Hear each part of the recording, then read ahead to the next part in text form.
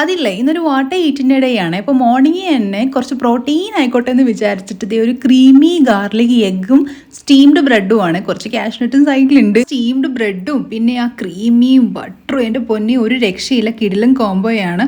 എനിക്ക് സോഫ്റ്റ് ബ്രെഡാണ് ഭയങ്കര ഇഷ്ടം കേട്ടോ. ടോസ്റ്റ് ചെയ്തിട്ട് നിങ്ങൾക്ക് കഴിക്കാവുന്നില്ല, കിടിലൻ റെസിപ്പിയാണിത്. പിന്നെ എന്താടോ നേരെ ഒരു കുളിയൊക്കെ പാസ്സാക്കിയിട്ട് വന്നിട്ട് ഞാൻ എൻ്റെ കുറച്ച് നേരം ഇങ്ങനെ വെളിയിലൊക്കെ നോക്കിയിരുന്നതിന് ശേഷം എന്തെങ്കിലും ഒന്ന് കഴിക്കാമെന്ന് വിചാരിച്ചു. അപ്പോൾ അത് ഈ കുക്കീസ് ഇരിപ്പം ഉണ്ടായിരുന്നു. അതും ഞാനൊരു 2, 3, 4 അല്ല 2, 3 എണ്ണം ഞാൻ വായിലാക്കിയിട്ടുണ്ട്. ഉച്ചയ്ക്ക് തൂണിന് എല്ലാം റെഡിയാക്കി വെച്ചിട്ടുണ്ട്. പക്ഷേ ആൾ വരാൻ താമസിക്കുന്നു പറഞ്ഞപ്പോൾ ഞാൻ വിചാരിച്ചെന്നാൽ പിന്നെ ഈ കടലപ്പൊരിയും കൂടി കുറച്ചൊന്ന് തട്ടാവുന്നു. അപ്പോഴേക്കും നമ്മുടെ ആളെത്തിയിട്ടുണ്ട്. പിന്നെ ആൾ വന്ന ഉടനെ ഒന്നും നോക്കിയില്ല, നേരെ പ്ലേറ്റിലോട്ട് ഞാൻ ഉണ്ടാക്കിയത് അങ്ങ് തട്ടി കിട്ടിയത് എന്താണെന്നല്ല, ഇതാണ് എഗ്ഗ് റൈസ് സാദം. ഇത് ഇൻസ്റ്റയിൽ ഇപ്പോൾ വൈറലായിക്കൊണ്ടിരിക്കുന്ന ഒരു കിടിലൻ റെസിപ്പിയാണ്.